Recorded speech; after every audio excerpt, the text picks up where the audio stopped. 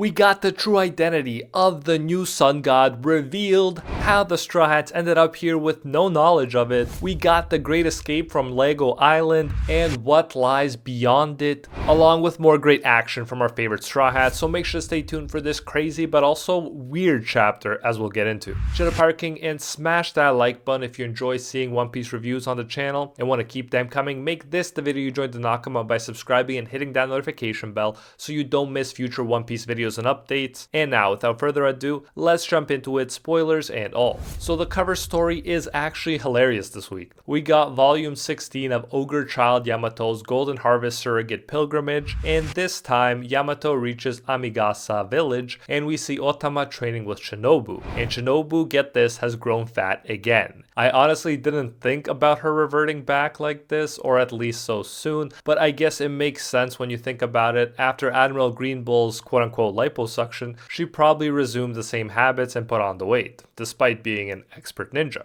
Classic One Piece for you. So this chapter starts where the last one left off. The fake town people see the room's fire through the cracks on the mirror and go into panic mode. It has not been a calm day for them, with their animal gods being defeated or burned, then the sky cracking, and now a giant fire. Just wait and see what happens to their sun god pretty soon. So our sun god steps into the diorama chasing after the Straw Hats and sees Ear God's skeleton in the forest. Its real name was Glutto Bunny, or Glutto Bunny, and it was a very fierce meat-eating rabbit. Sun God is understandably furious, but that is an interesting spin on it. At least it wasn't just a normal pet bunny. Being giant and very fierce and meat-eating definitely makes defeating it more impressive. Sun God then has trouble maintaining his own act when he starts saying, "How dare you enter my room and hurt my pets?" But then he corrects it by saying, "How dare you ruin my temple and hurt my servants?" Meanwhile, Luffy tells the giant cat Iscat to avoid destroying buildings since he doesn't want to ruin Sun God's Lego work. That's hilariously considerate of Luffy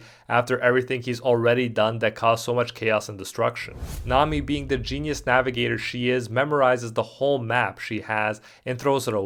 She explains the layout of the entire room. She says, "If you look closely, the clouds are just cotton hanging from the ceiling. All we have to do is keep going in a straight line. We are already halfway through the nation." So after all that running, they are halfway through 2/3 of the room. I gotta admit, I'm jealous of how huge this room is, let alone how huge the house must be. We see the full map of the Sun God room, and as I was saying, 2/3 is the diorama, and the Sun God's temple, where the wood table is 1/3. Big Stein Castle's in the middle of the dioramas, 2/3. The town, forest, and spring water are at the back of the diorama. The great tree is stuck to the mirror at the back, a funny detail, and not only is it not real, it's not even 100% complete, only half of it. We then get some nice action from the wings of the Pirate King, meaning Sanji and Zoro. The Sun God tries to capture them with an iron net that comes out of his staff, but of course he's out of his league and Zoro and Sanji easily destroy it. In fact, soon we will discover just how far out of his league the Sun God is.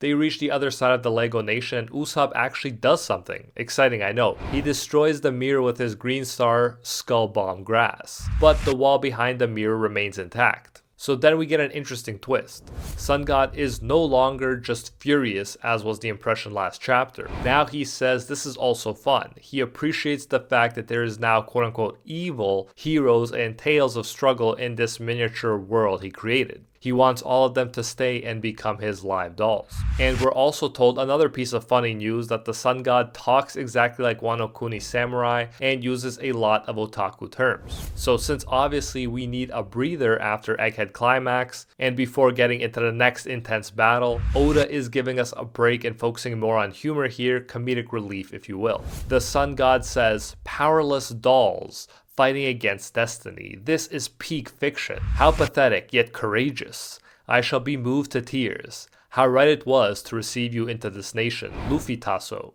Zoro Tasso, Nami Tasso with a heart, Uso Tasso, San Tasso, and Cho Tasso." So if you haven't noticed, right now he's talking like us One Piece fans appreciating the story. There's definitely heavy metafictional moments in this one. Nami notices that he knows their names and says, "Wait, why does he know us?" Chopper says, "What is Tasso?" And the translator's note is that this is an old Japanese honorific that nowadays is used out of affection for manga and anime characters. Japanese readers would be sure to identify that immediately, so it's like Oda placed a big otaku, and I mean big, right into his story. Funny meta stuff right there, and it works especially well as the crew is literally trying to break the fourth wall in this chapter, in this case the fourth wall of the giant's room. As if aware of this, Luffy says, alright, I'm gonna open a hole now, with a bit of gear fourth. So yes, he specifically uses gear fourth to break the fourth wall. Fitting. Luffy stretches out his arm and turns it into his gear fourth form. But Luffy is getting a lot more mastery over his powers, and this time he only transforms his arm, not the entire body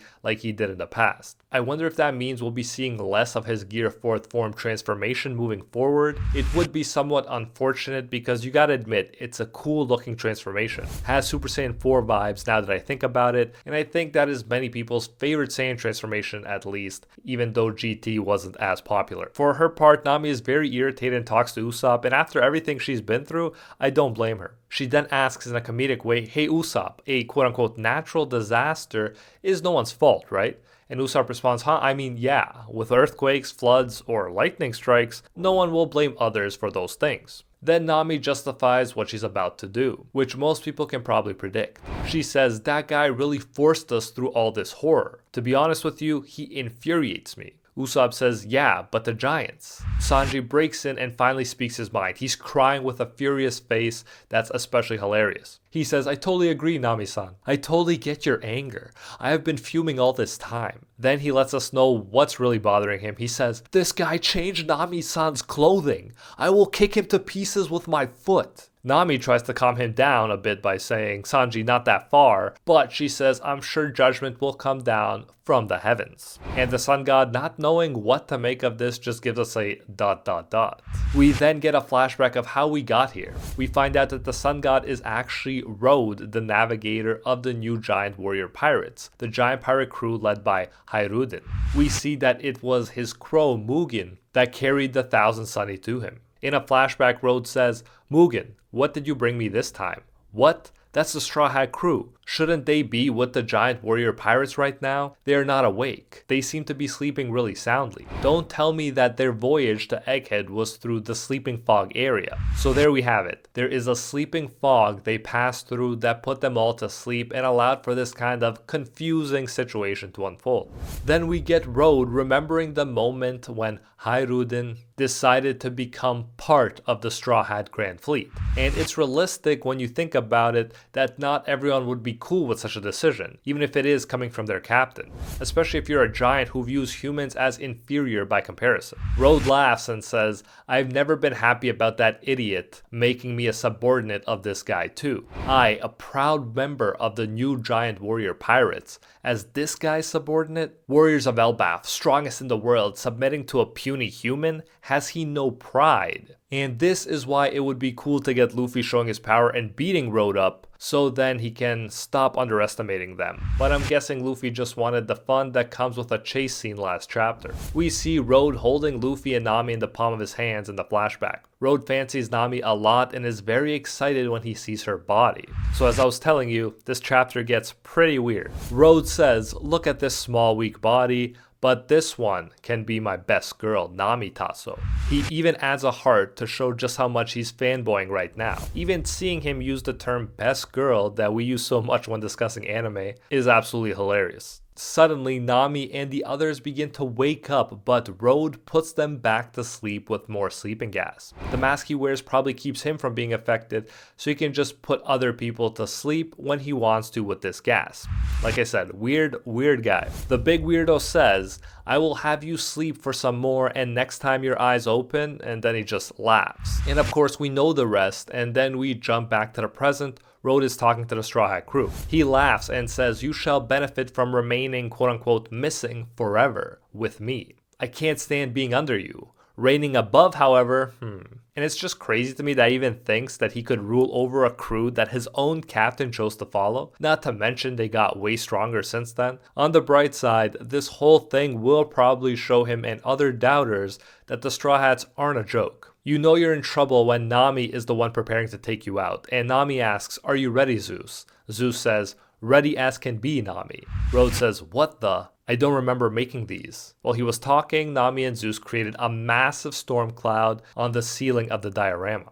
Then they attack Road with a powerful lightning attack. Here we go then, says Nami, unleashing her Raite attack. Road screams in pain and the town people are like, what? Sun God? Probably confused at seeing their god in so much pain and getting wrecked by Nami. In an amazing double page, Luffy is ready to open a hole in the wall while the crew waits excitedly to see what they will find behind the wall. You have that classic sense of adventure and the unknown that Oda is so good at pulling off. Luffy says, it's sad that we have to leave so early, land of blocks. Gomu Gomu no. Zoro says, finally we can leave. Our giant pervert Sanji says, serves you right you perverted giant. And Usopp prays, please be Elbaf outside, because we all know how long he's been waiting to get to Elbaf. Luffy finishes his attack, Kong Gun he says, and destroys the wall behind the mirror. The Straw Hat crew jump outside along with Iscat.